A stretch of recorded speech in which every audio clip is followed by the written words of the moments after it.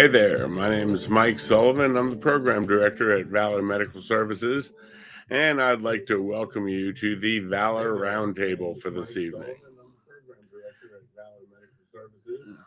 Joining me, I've got Julie Scruggs, who I've had the pleasure of knowing and working with for the better part of 10 years, and she's one of our instructors as well, and she's jumped in tonight to sort of chat and go over a few things. Welcome to the Roundtable, Julie.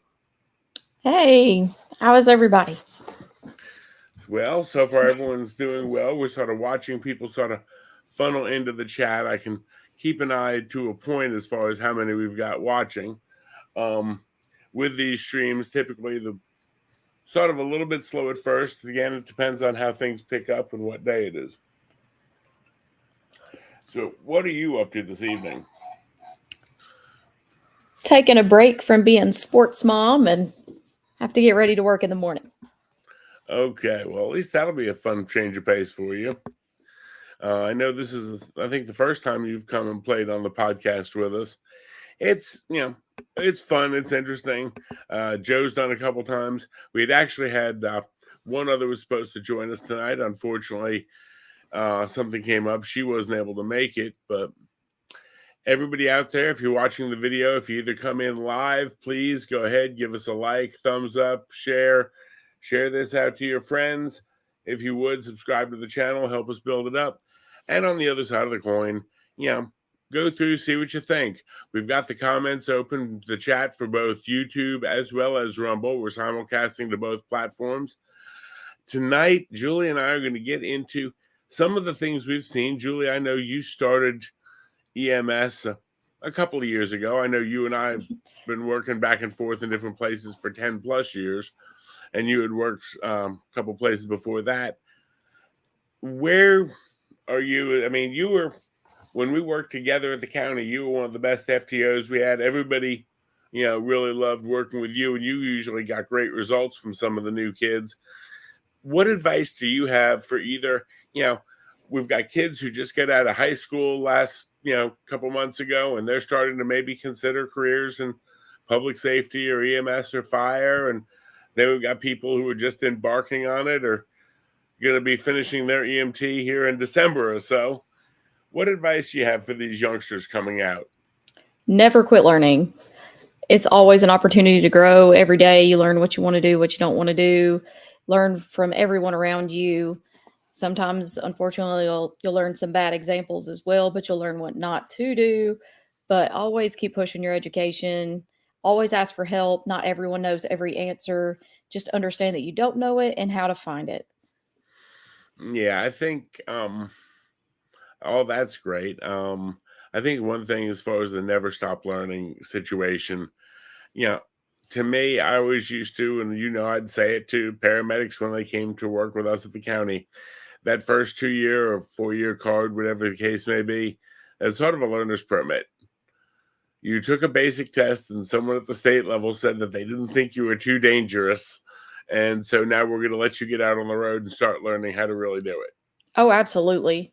And there's a lot of growing. There's a lot of trial and error. There's a lot of learn by doing. We learn in class, but you don't really learn until you get out. Yeah, I think, and again, it's the same as a lot of things. I think as educators, we try to provide the most realistic situation we can in the classroom, but hours are limited. Clinical situation is limited. And even in the clinical situation, a lot of times you're sort of the third person trying to fit into the dance that, these two people do every day. And so they're used to it, and you're not really sure how you fit in when you're actually out there as second person on the truck. Now you're making that decision for yourself. You're right. And everyone has their own flow. Like when you're out and you're doing your clinical time, for one, it's kind of hard when you don't run with that person all the time versus partners work together all the time, and they just kind of learn what each other does and what they expect and things like that. It gets a lot easier whenever you spend more time with someone. Right. And again, like I said, at least at that point, you're not the third wheel. You're actually the second person there. Right. Yeah. I think that was one thing that I always tried to do as much as I could when I was FTOing or working with new paramedics. I'd usually, if the new person was finishing up their ride time as an EMT, I'd tell my EMT partner, okay, you hands off today, make them do it with me. Make them be the second person. Right, that's my favorite thing to do, especially with the new paramedics, is like, "Listen, I'm gonna sit here beside you. I'm gonna be sitting back here. I'm not gonna let you screw up too bad, but, this is you. You need to go all the way through the process. You need to make all the decisions. You need to do everything you're gonna do so that you're ready." Right. And again, that it builds their confidence too, because again, they're nervous.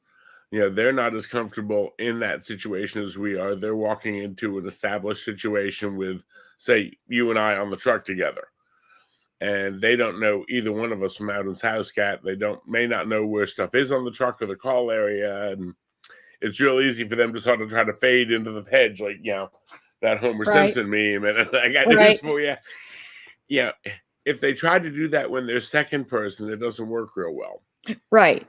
I mean, I'm not going to name any names, but I still remember one of our field training officers at Lawrence was working with a new person, and she had him, and he was riding second person with her because he was still a little bit weak, but he was a medic.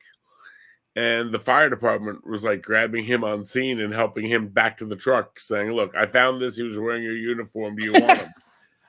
And, Well, that was at the point when she's screaming at me because I was coming code on squad 2 saying, "Get up here."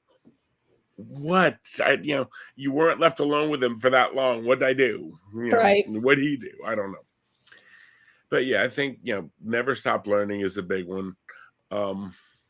One thing that I tell people all the time, and again, depends on where you're working. But if you're at a county service or a municipal service or even a private service that provides primary 911, forget about holidays, weekends. This is a different world. Oh, yeah.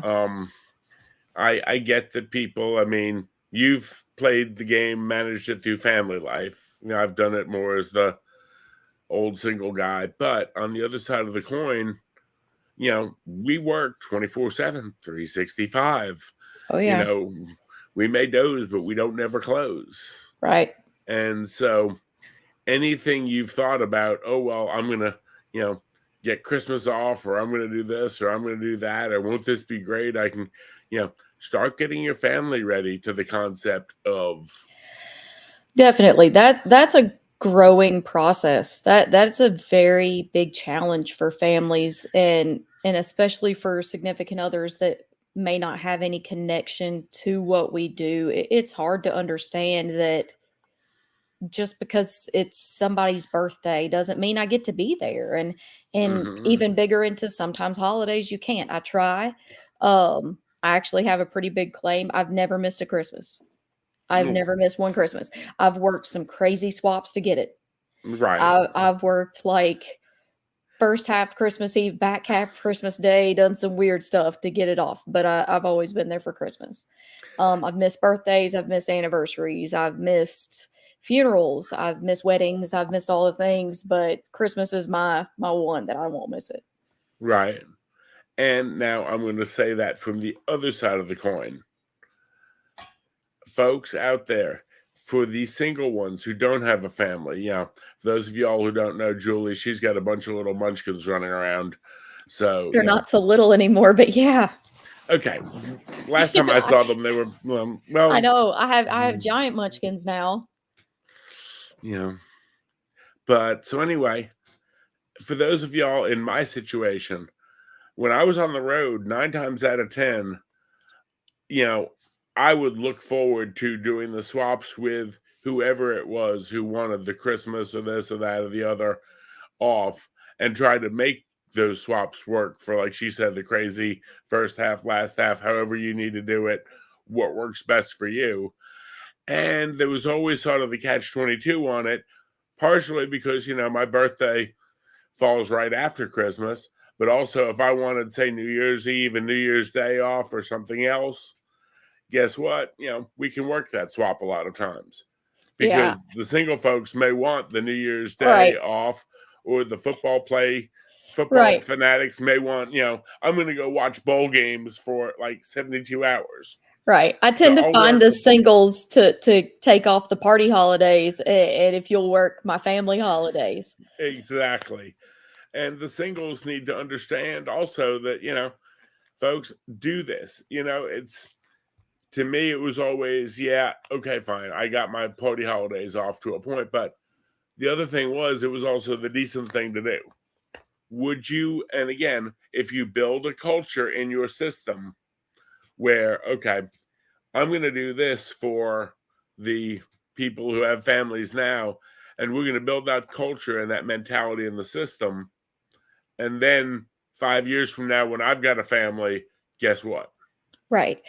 I've been very lucky in all the systems I've been at that was the idea. Not everyone, but most, that's how they felt, is the single ones are the ones with grown kids would work for us so that you could be home with kids and things like that. And I have been very blessed that all of the services I've worked for have been very understanding of families and say family comes first and you take care of your family.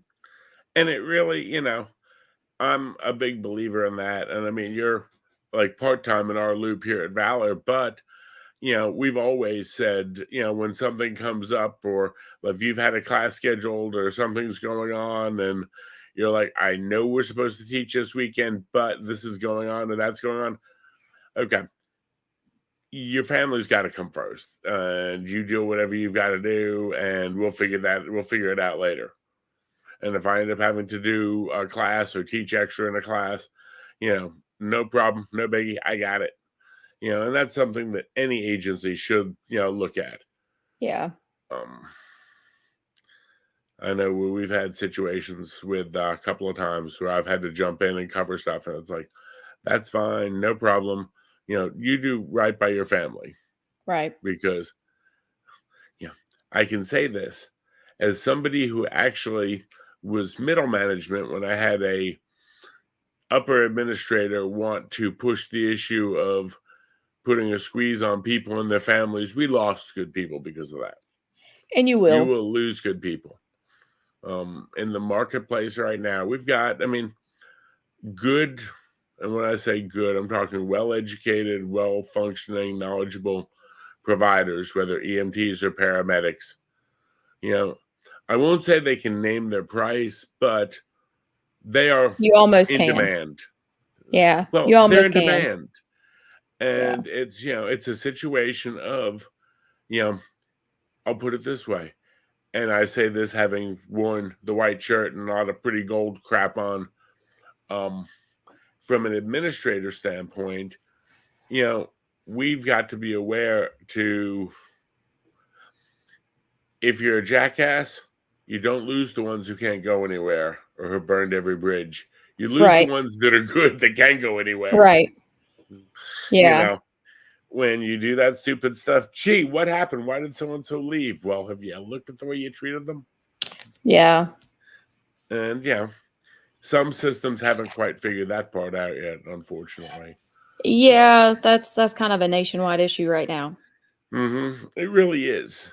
But I think there's goods and bad sides to it. I know when I was coming up and I was, in this, and way back when, I got my basic in like 92. But for me to get into 911, it was an act of Congress. I was partway through my paramedic class, and I still couldn't get some county systems to talk to me. Yeah, that's how it was when I started too. So, I got my EMT in 2005, and at that point, Greenville County, for example, they weren't even hiring basics. Right. That was not even a thing. And they just absolutely scoffed at the idea of hiring a basic. You should have talked to them in about trucks only. You should have talked to them about 96, because I did. And I had friends and people who I knew who worked there who vouched for me. And I had my intermediate instructor that I had just blown through my intermediate. And our intermediate class, he was very hardcore, smart guy, brilliant guy. Not going to say he isn't. He's currently got his PhD now, and I'm not going to name him, but a Con Ed level intermediate class that's like 2 nights a week, we had to do term papers, final term papers that had to be X number of words with 5 APA cited sources. Oh. But then again, he had his bachelor's degree from up at Western, and he basically was like, this is part of the class, and if you have a problem with it, well, you can fail. Right. And everyone's like, dude, no other intermediate class anyone ever done this. Right. But, we did it, and, I had nailed that. Yeah. And I went down to talk to Greenville. I just blew through intermediate. I scored really well. I've got great grades. I did this. I went through the hardest intermediate class that anyone's ever heard of. And they're like, talk to us when you get your medic, kid, and slam the door in my face. Yeah. Yeah. And I'm like, this is just not right. But it is what it is. But now, I see more pathways into the career for people that we didn't have. Oh, definitely. We fought an uphill battle. Definitely. But now, if people want to come in and want to work, to me, I think it's, greatest career choice in the world. I enjoyed it. I have no regrets whatsoever about doing it. And I walked away from pretty much computer science and a couple of other things to do this, and very happy with it. But, and again, we sort of deal with, I guess, different approaches, but I don't know. It's going to be interesting to see. What do you think some of the challenges that these youngsters are seeing coming out of school? One of the biggest things we're seeing right now is just, I don't want to say that they're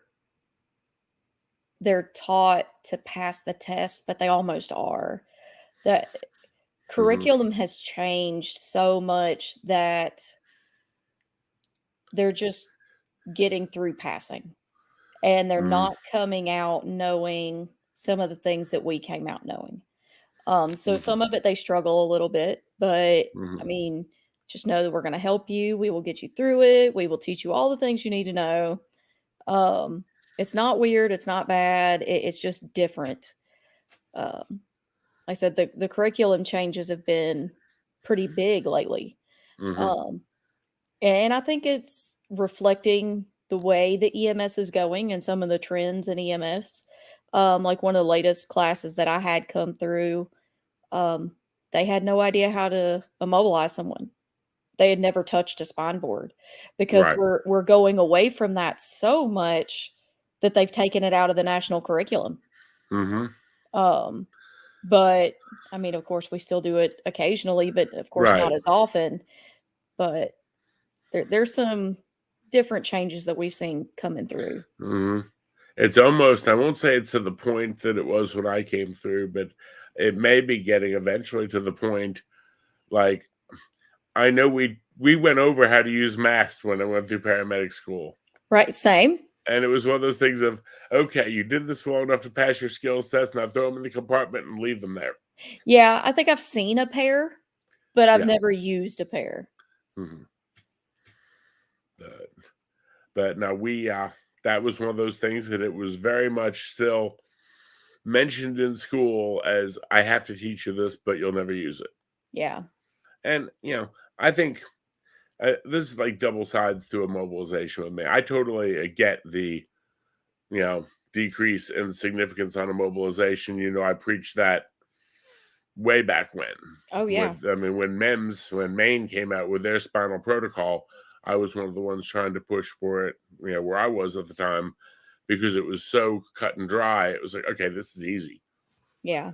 But I will say also, and you and I know from where some of the places I've worked, when you're dealing with the major total body crunch trauma, the, subject hit by a car or thrown off their motorcycle and run over by whatever, it's like, to be able to do a rapid package immobilization is just so, how do you get them off the ground? Even if you're not immobilizing. Right. It's a total body splint that I can lift them with. It's good.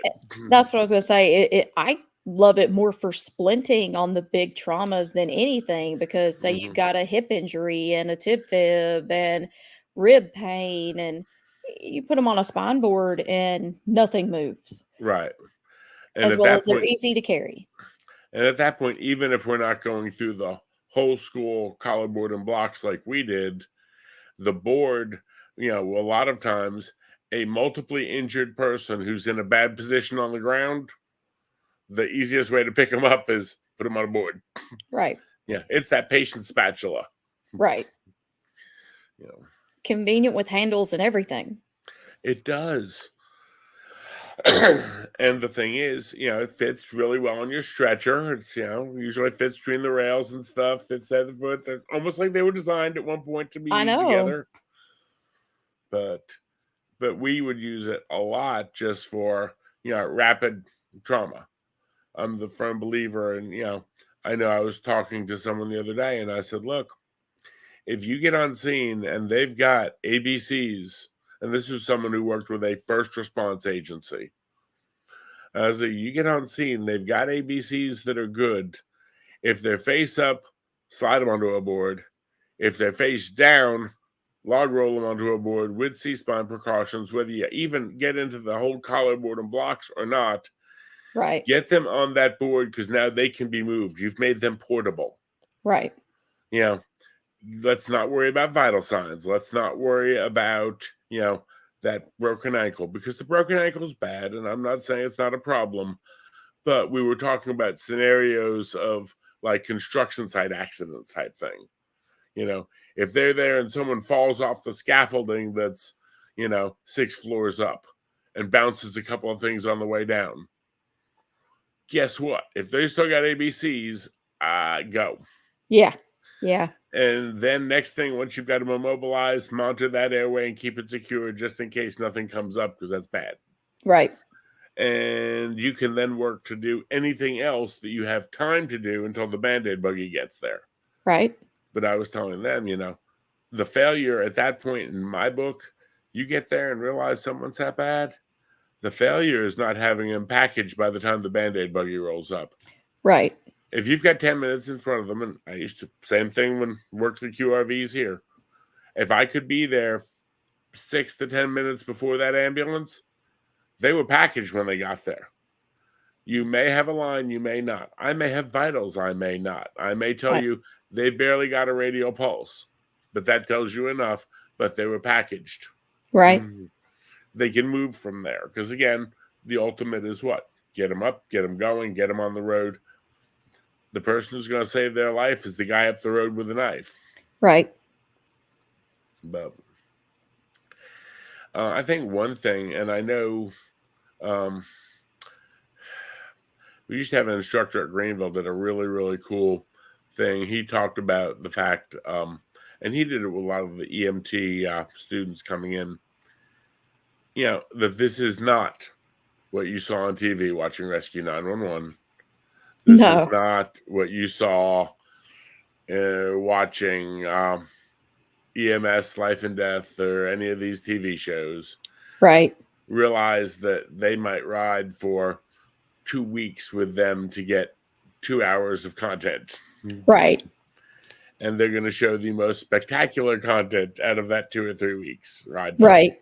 Right. We pray to not be that exciting. Right. But even beyond that, it's some of the stuff we see, it's, I guess you'd say, less dramatic and climactic, but more simple stuff we can try to make a difference in. Whether it's the, lonely old patient or, that diabetic who just can't keep his sugar organized, or, trying to help them with that stuff. It's like, you're going to get the regular addresses, and you got to kind of be careful not to diagnose by destination. Absolutely. We can learn and have an index of suspicion, and this may be something you see some of your veteran partners doing. If you're going and they say, oh, this is Mr. So-and-so, it's always this. Yeah, I know it's always his sugar is low. Yeah, sure. And until it's not. until he strokes out or has like an ammonia level that's off the charts. Right. We actually had one of those. It was one of our familiar faces that his sugar is always awful, and they got called similar symptoms. They checked his sugar, and his sugar was not awful. His sugar was fine. Oh shit. And Oh shit. Oh shit. yeah, he had a very, very major brain bleed. Yeah, I know of a medic, and again, I'm going to be good and not mention names, but you may recognize the story, who went to the regular diabetic. She was on the QRV, and she diagnosed by destination. She knew what it would be before she got there. Okay, great. I get that. Now, there was one little problem. She got there, and it wasn't the him in the condition. It was the her. And yes, the her was unresponsive with a heart rate of 30 pinned between the toilet and the shower. That's always fun. That address unresponsive, she knew what it would be. Right. And, now, do you bet coming in off the QRV, she brought the monitor and the O's and the suction or anything else that you'd want, or just had the bag to do a sugar, right? Yeah. Kids, that's where we can tell you. You learn something from every provider you work with. Sometimes you'll learn good things that you can do. Sometimes you learn stuff you don't want to do. Sometimes you can learn things that aren't going to work out real well for the home team if you do them. So, I see that person and they're complacent and they're lazy and they're doing that. And I don't want to be that guy because it's going to burn them one day. Maybe not today, but I don't want to be that guy or that girl. Yeah. They'll be fine until they're not. Everything will be great until they aren't. There'll be that one call. Yeah. And it'll be that one call that they're just like, what do you mean? Or the patient that was always problem with sugar and they didn't want to bother putting him on the monitor that day. And by dumb luck, someone put them on the monitor. And the strange thing is there were these funny looking T waves that were really tall. And it was nasty hyperkalemia. And they ended up bringing him to the local community hospital. And he was so bad, they couldn't admit him to the ICU there. And they arranged for like emergent transport up to a place to be dialyzed. And he wasn't a dialysis patient. But it was, that call that we knew what it's going to be. Right. All righty. Well, I see we've got a couple more people have come in and watching. Go ahead, and if you have any questions for myself or Miss Julie, go ahead and throw them up in the chat. If you'd be so kind as to pound the thumbs up or the like button, share the stream out to your friends. Again, we're here trying to, share a little bit of wisdom, a little bit of knowledge. When we started this whole roundtable series, our goal is really, really simple. We've got a lot of instructors. I think we figured out at one point, total years clinical care among our instructors were somewhere like 180. That'd be about right. All the different instructors. Because, I've got one of our instructors who works with us was the one who taught my EMT class back in 92. So gives you an idea. Yeah. He was already in EMS then. And so from that standpoint, there's a lot that I think we can share both in, stuff for new people, new managers. I know we talked about having one for new instructors one night. And again, very low key, having a little bit of fun, but also trying to help build the profession. The more we can do, answering questions, trying to, I'm not necessarily going to say take a leadership or an ownership over the profession, but, getting voices out there to give some of the newer providers resources. This is a different world than when I came up. We now have these wonderful little machines that you can sit and pick this up and get the benefit of, a few years of EMS experience and talking about this or ask questions or whatever you want to do. Also, I'm going to put up a little banner down here on the bottom. If you need EMS continuing education hours, we do have our complete library of CAPC approved online courses, the Valor Medical Academy. We'll put the link up at the end. We have a special promo code now going for Early Bird, and that gets you 20% off our unlimited 1-year subscription. We're doing that now for a little while. We did really well last year with it as far as great results, a lot of 5-star reviews on it, a lot of real positive reviews. The thing was, we got slammed at the end. March 31st is the date. We had people still registering at the 20th of March and going through all these courses. You got to get your hours early. That's one of the big ones I stress to all of our new ones coming in is don't wait. Don't wait to the last minute. It's very overwhelming if you wait to the last minute. It's super easy to get it done. Set a day in your calendar every month, just one day, and do 3 hours, 4 hours. Just do a couple little classes. It's really easy to get all of it done. Just try to space it out, and it's not as overwhelming. And the thing is, if you use us, great. If you don't, whatever. If your agency has something, or heck, if your agency doesn't and they want a contract with us, they can drop us an email up, and I'll throw our email address on there too if anyone needs to contact us for information about recert or anything like that. We do a bunch of stuff. But I will say this. We last year got so slammed going into recert final in the March. That's why we're doing the 20% limited time offer, because we're trying to give everyone a little incentive so we're not processing all those courses the week before recert. Because I promise you, we do all the stuff processing the certificates, and now we're processing 4 or 5 certificates a week. That turns out to be 100 to 200 a week coming up on recert deadline. So it's like, maybe if everyone starts a little bit early, we can coach that. Yeah. Take it easy on us too. We're only human. Well, we try to be. But so what other thoughts? Let's see. For new EMTs. See, we've got right now 2 watching on YouTube, 3 watching on Rumble. Folks, if you're in the Rumble chat, go ahead and holler. Tell us where you're from. Are you an EMT?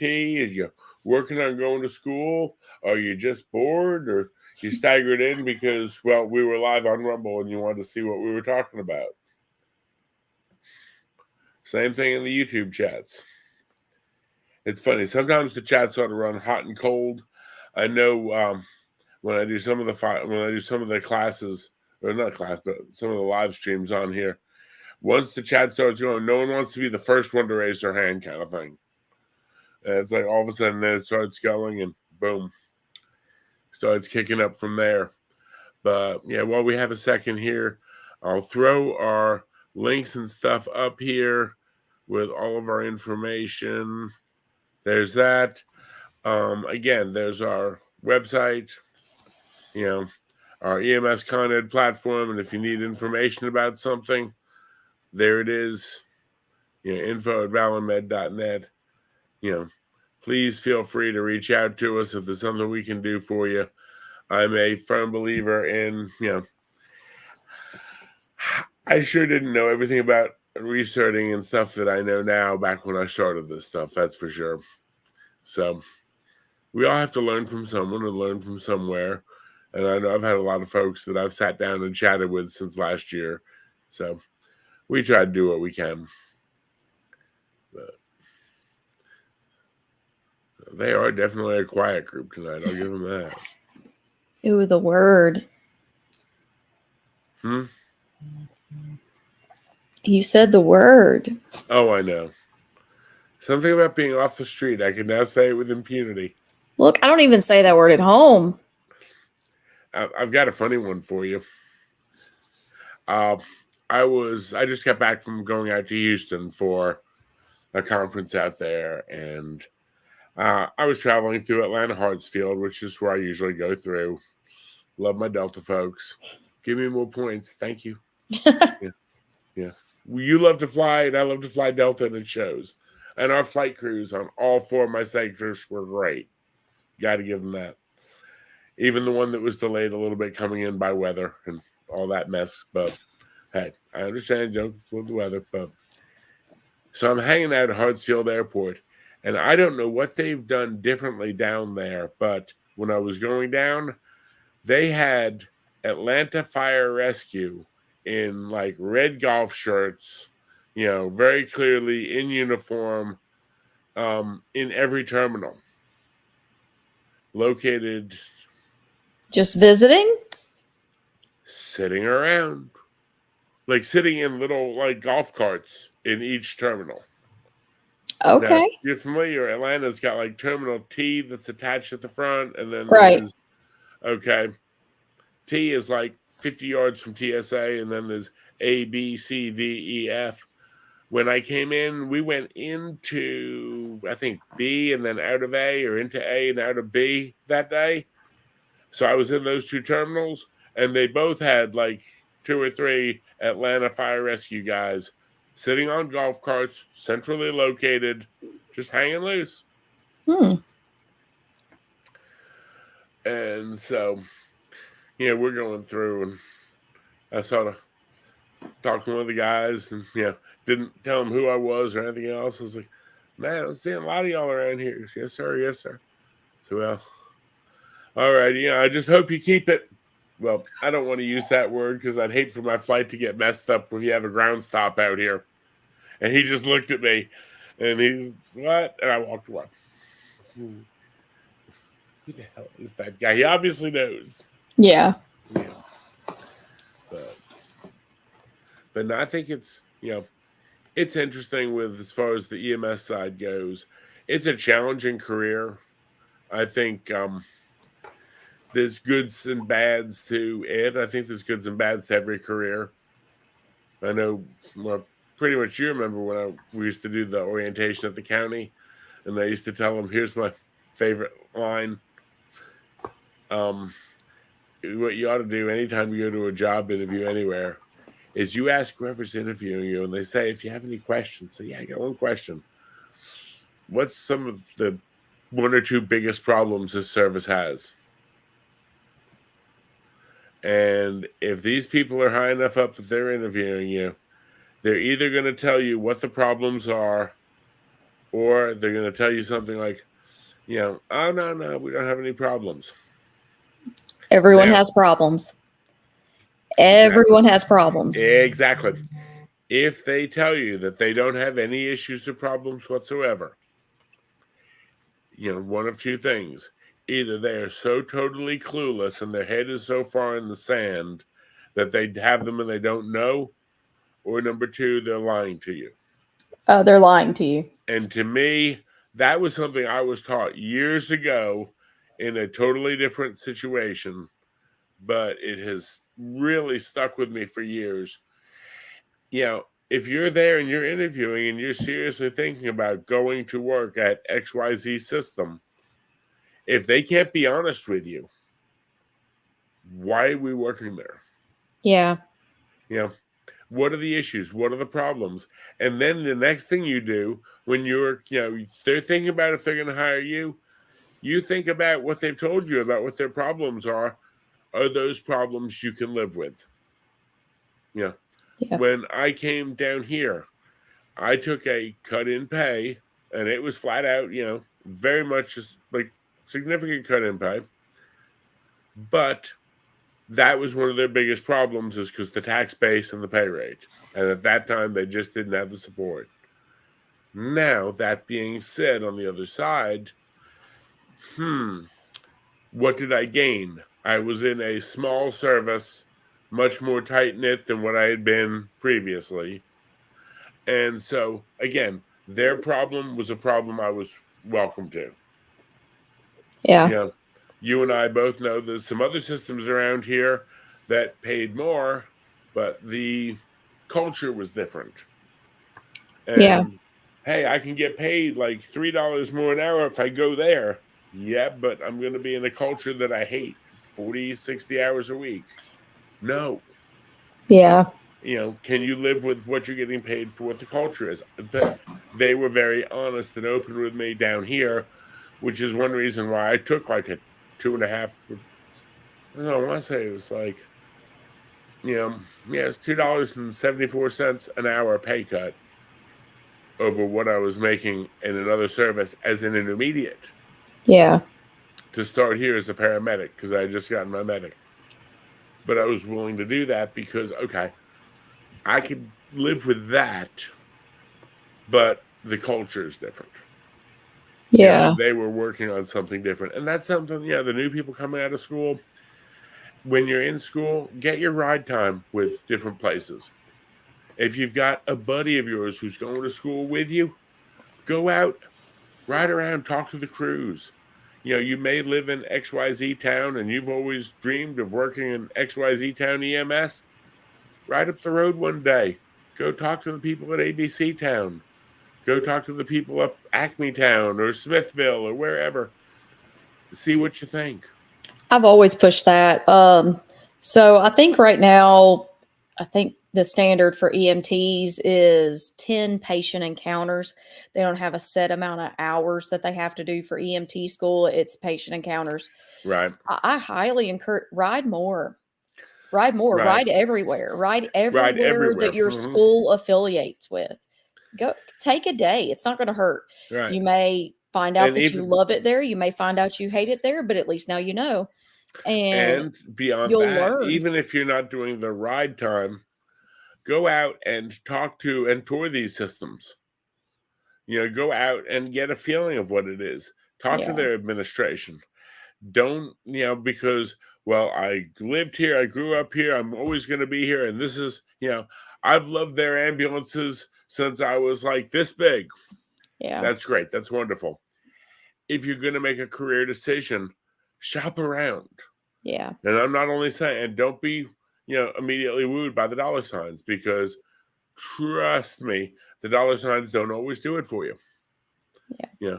There's goods and bads to that. I'll say it sometimes, hey, look, the money's great, or the money's this, or the money's that. But what are the people like? What are the protocols like? What are the trucks like? Yeah. I can say that, when I came down here, I'd been involved with the volunteer squad in Virginia, and then worked private in North Carolina for 2 places. Was with a fire-based service briefly, pretty much volunteer, and then worked some paid relief with them, and then worked for the county. So, it was the 6th service I found, and lo and behold, I went ahead and did like almost 18 years there. Yeah. And would not have left had it not been for some other extraneous issues that were beyond my control. But so from that standpoint, I'll say this. Julie, would you buy a new car without taking it for a test drive? No. Nope. Okay. And doing tons of research and knowing all the things. Okay. Would you buy a pair of shoes if you didn't try them on first? Nope. Okay. You kind of see where we're going, folks. Look around. Don't, and there will be services, especially nowadays for medics, especially, who are trying to woo medics straight out of school. Absolutely. And if you do clinical with the service and you're doing well and they're trying to woo you, hey, great, congratulations. That's, a feather in your cap. But on the other side of that coin, look around. You never know, I did clinical at 2 or 3 different services, and it was interesting. The service that I worked at as an intermediate, I pretty much had decided that as soon as I got my medic and could get out of there, I was, if that tells you anything. And the fact that we had 4 people in my paramedic class, and within a year out of finishing school, 3 of the 4 had left. Yeah, turnover's a big thing. Well, they had left and went to other services because the culture was so bad. Yeah. look around, look in and see what the trends are. And sometimes you'll see a big turnover and it isn't the agency's fault. It's more of the people's mentality. And sometimes you'll see that it is the agency and that something is going on there. And you just kind of have to find what's okay for you. Right. And again, I think every service is going to have their issues. And to be honest to ourselves and everyone else, we need to admit that. But, I'd tell all the people when we did orientation, ask what the issues are. Mm-hmm. And you get an administrator, a director, deputy director, or grand chief potentate, or whatever we're going to call, who says, "Oh, we have no problems whatsoever. We're a gold star perfect service." Yeah. Run. Sure you are. Run. They're either delusional or lying at you. Yeah. And if they're lying to you at the first date, you don't want to be around. Okay, Yeah. this don't work out well. It's about as dangerous as the brand new paramedic that says they're ready for everything. Yeah. I'm not even going to say because we had that discussion one day in the office. Myself and a director had a brand new paramedic. I said, "You really think you can handle absolutely anything that, the call gods out there throw at you?" "Sure, why not?" I was like, "Kid, you're scaring the shit out of me." Yeah. Know your limitations. Yeah. I've been doing this 15 years and I don't have that day. Yeah. So, yeah. All righty. Well, Julie, unless you've got anything else you want to share, any advice or words of wisdom to share with our viewers here, we don't have much as far as active on the stream, but the thing is, this does get saved out to both the YouTube channel, where we've got about 105 subscribers, and the Rumble channel, where we've got about 10 subscribers right now. YouTube actually gets a little bit more activity and more hits, but we're going to save this out there for people. Like I said, just always learn, never quit learning, educate yourself, never be afraid to ask for help. We've all been there. We'll teach you things if you want to learn it. Mm-hmm. And the thing is, again, another just going through my mind as you said that, if you get to a service that is not pro education and pro personal development and now they may want to educate you or educate everyone in stuff you're not interested in. Okay, that's sort of a friction point. But if they're saying, "Oh, no, we don't need to do anything, we just are going to meet bare minimum requirements," and they're not willing to send you to, say a fancy burn class or an instructor class or, a symposium or things like that. If you've got an agency, especially a 911 agency, that doesn't want to or says they can't come up with the money to do that, red flag. Definitely. That's not a quality agency. It's, my thing was, and, I think Julie will vouch for me. I hope so. Otherwise, I'll just mute her microphone and bub over it later. But, I always said we make the service better by making each one of our providers better.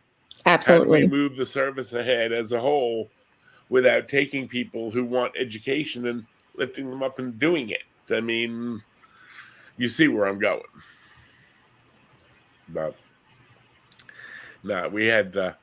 I've seen different situations where it's like, no, we don't. I've asked services, we don't send anyone to symposium. Okay, well, you're not doing it this year. You never have, never going to. Well, why? Okay. I know because you've done the Augusta Burn class, and I have too. That's why I brought it up. And it was a long drive and rough drive, but okay, whatever. There's me, my brother, and another guy piled up in his vehicle and drove down there. It was definitely an interesting adventure. But definitely worth it. What? Yeah.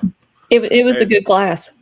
Yeah, and it was, to give you an idea, it's a burn class all about burns that you never want to know in depth, but it was being taught at a regionally specialized burn center.